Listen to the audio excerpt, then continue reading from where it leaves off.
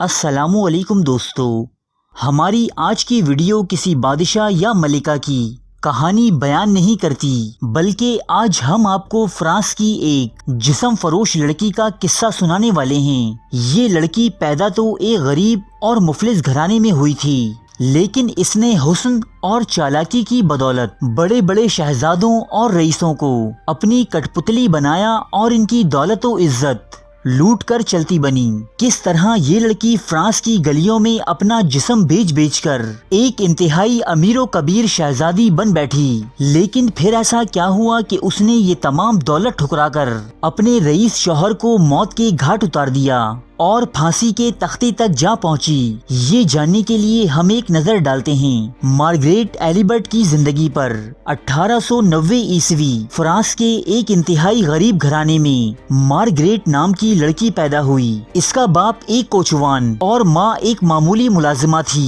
Margaret ابھی کم سن ہی تھی کہ ایک دن اس کا 4 سالہ چھوٹا بھائی ایک ٹرک کے نیچے آ کر مارا گیا۔ چھوٹے بھائی کی رکھوالی چونکہ مارگریٹ کے ذمے تھی، اس لیے اس کے ماں باپ نے مارگریٹ ہی کو اپنے بیٹے کی موت کا ذمہ دار گردانا اور اسے خود سے بہت دور ایک بورڈنگ اسکول میں بھیج دیا گیا۔ جب وہ 15 سال کی ہوئی تو اسے کام کاج کے لیے ایک امیر گھرانے میں ملازمہ رکھوا دیا گیا۔ یہی وہ جگہ تھی جہاں سے مارگریٹ نے امیر لوگوں کے ادب و آداب اور طور طریقے سیکھے۔ کچھ عرصہ بعد جب وہ 16 سال کی تھی تو اس گھر کے مکینوں کو علم ہوا کہ مارگریٹ حاملہ ہے اور اس کے بچے کا باپ اسی گھر سے تعلق رکھنے والا کوئی نامعلوم شخص ہے، تو انہوں نے اپنی عزت بچانے کی خاطر مارگریٹ کی پیدا ہونے والی بیٹی کو پرورش کے لیے فرانس کے کسی دور دراز علاقے روانہ کر دیا، جبکہ مارگریٹ کو نوکری سے نکال دیا گیا۔ سڑکوں اور چوراہوں پر در بدر بھٹکتے ہوئے یہ لڑکی ایک دن جسم فروشی کی دلدل میں گھسنے پر مجبور ہو گئی اور رات کے اندھیروں میں لوگوں کو خوش کر کے پیسے کمانے لگی۔ ایک دن پیرس کے ایک بروتھل کی مالکن میڈم ڈینٹ کی نظر مارگریٹ پر پڑی۔ سنہرے بالوں، نیلی آنکھوں، صاف شفاف معصوم چہرے کی مالک اور بظاہر ایک پڑھی لکھی امیر گھرانے کی لڑکی کو اس پیشے میں دیکھ کر اسے حیرانی ہوئی اور میڈم ڈینٹ نے اسے ہاتھوں ہاتھ اپنے پاس ملازم رکھ لیا۔ اب یہ عورت مارگریٹ کو اپنے امیر ترین کسٹمرز کے پاس خوب بنا سنوار کر بھیجا کرتی۔ کچھ دن بعد مارگریٹ کی ڈیمانڈ کچھ ایسی بڑھی کہ فرانس، انگلینڈ اور امریکہ تک سے بڑے بڑے لوگ اسے اپنے پاس طلب کرنے لگے۔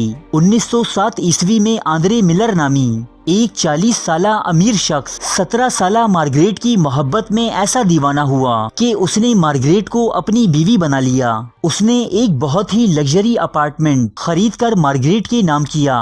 یہ شادی 6 سال چلنے کے بعد ختم ہو گئی اور اس شادی کے ختم ہونے پر مارگریٹ کو بہت سی دولت ملی۔ اس کے بعد مارگریٹ نے جسم فروشی کا پیشہ چھوڑ دیا۔ اب وہ بڑے بڑے اور امیر لوگوں کو اپنی حسین اداؤں سے رجھاتی، انہیں اپنے حسن کے جال میں پھنسا کر ان سے شادی کرتی اور پھر طلاق لینے کے بعد ان سے خوب دولت ایٹ لیتی۔ 1917 میں ایک برطانوی شہزادہ ایڈورڈ دی 8 جنگ عظیم اول کے دوران فرانس آیا ہوا تھا۔ جنسی لذت حاصل کرنے کے لیے اس کے ایک دوست نے اسے مارگریٹ سے ملوایا۔ مارگریٹ نے اس شہزادی کی کچھ ایسی خاطر مدارت کی کہ وہ مارگریٹ سے عشق کر بیٹھا۔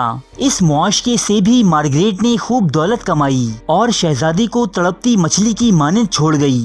بعد ازاں مارگریٹ کی کئی اور شادیاں ہوئیں جو صرف 6 ماہ چلنے کے بعد طلاق اور بھاری رقم کی ادائیگی پر ختم ہوئیں۔ اس طرح مارگریٹ ایک عالیشان گھر، گھوڑوں کے استبل، نوکر چاکر اور کئی شاندار کاروں کی مالک بن بیٹھی۔ پھر ایک دن مارگریٹ کی ملاقات مصر کے ایک اعلیٰ خاندان سے تعلق رکھنے والے شخص علی فہمی بے سے ہوئی۔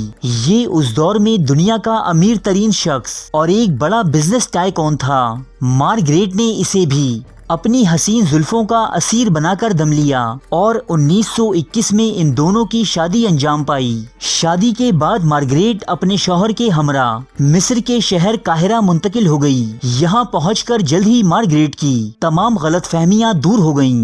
اس نے جس دولت و ثروت کے لالچ میں یہ شادی کی تھی وہی اس کے پیروں کی بیڑی بن گئی۔ اس شادی میں مصر کے قانون کے مطابق نہ تو مارگریٹ اپنی مرضی سے طلاق حاصل کر سکتی تھی اور نہ ہی وہ اپنی مرضی کے مغربی لباس زیب تن کر سکتی تھی۔ وہ مغربی تہذیب کی دلدادہ ایک لڑکی تھی جو ایک وقت میں کئی مردوں کے ساتھ تعلق بنایا کرتی، لیکن مصر میں آ کر وہ نہ صرف 4 دیواری تک محدود ہو گئی بلکہ اسے مجبوراً نقاب بھی پہننا پڑتا۔ اس پر ستم یہ کہ اس کا رئیس شوہر علی فہمی بے مارگریٹ کے بعد بھی کئی شادیاں کرتا چلا گیا۔ اب یہ دونوں جب بھی ملتے عام عوام میں کتے اور بلیوں کی طرح لڑا کرتے، بدلے میں اس کا شوہر اس پر خوب جسمانی و نفسیاتی تشدد کرتا اور مارگریٹ صرف جل بھن کر رہ جاتی۔ تقریباً 2 سال بعد یہ دونوں میاں بیوی سیر و تفریح کی غرض سے لندن گئے۔ یہاں ایک اوپیرا دیکھنے کے بعد جب یہ دونوں واپس اپنی رہائش گاہ پہنچے تو مارگریٹ نے اپنے شوہر علی کو بندوق سے 3 گولیاں مار کر ہلاک کر دیا۔ تقریباً 1 گھنٹے کے بعد علی فہمی بے دم توڑ گیا اور مارگریٹ کو اس کے قتل کے جرم میں گرفتار کر لیا گیا۔ یہ بظاہر ایک سادہ اور آسان کیس تھا جس میں مارگریٹ نے اپنے شوہر کا قتل کیا تھا اور وہ سزا کی حقدار تھی، لیکن مارگریٹ جیسی شاطر عورت نے اس مصیبت سے نکلنے کا راستہ پہلے ہی کھوج رکھا تھا۔ اس کے پاس پرنس ایڈورڈ 8 کے لکھے ہوئے رومانوی اور فحش خطوط آج بھی موجود تھے۔ ان خطوط میں جو زبان اور فکرے استعمال کیے گئے تھے وہ شاہی خاندان کو کسی طرح زیب نہ دیتے تھے۔ چنانچہ مارگریٹ نے ان خطوط کے ذریعے حکومت برطانیہ کو بلیک میل کیا۔ اس کے وکیل نے علی فہمی بے کو ایک بد کردار، ظالم اور ذہنی مریض شخص کے روپ میں عدالت کے سامنے پیش کیا جو روز بروز اپنی بیوی مارگریٹ کو ذہنی و جسمانی تشدد کا نشانہ بنایا کرتا۔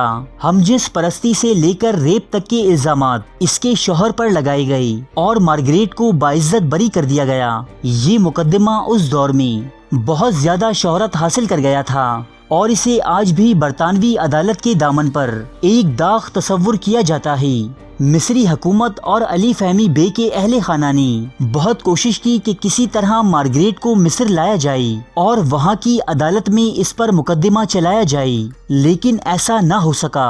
مقدمے سے چھوٹ جانے کے بعد مارگریٹ دوبارہ پیرس منتقل ہو گئی اور ایک مرتبہ پھر اپنی آزاد اور فحش زندگی میں مصروف ہو گئی۔ اس کے بعد مارگریٹ نے مزید 5 مردوں سے شادیاں رچائیں اور ان کی دولت بھی لے اڑی۔ آخر کار 1971 میں 80 سال کی عمر میں یہ عورت انتہائی عیاش اور پر آسائش زندگی گزارنے کے بعد اس دنیا سے چلی گئی۔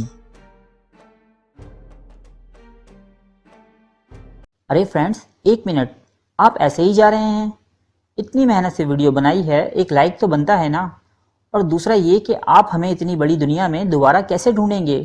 تو اس کا حل یہ ہے کہ آپ ہمارے چینل کو سبسکرائب کر لیجئے اور اس بیل کے آئیکن کو کلک کر دیجئے۔ اس طرح ہمارے آنے والی تمام ویڈیوز آپ تک پہنچتی رہیں گی۔ ارے ڈریے مت، یہ بالکل فری ہے۔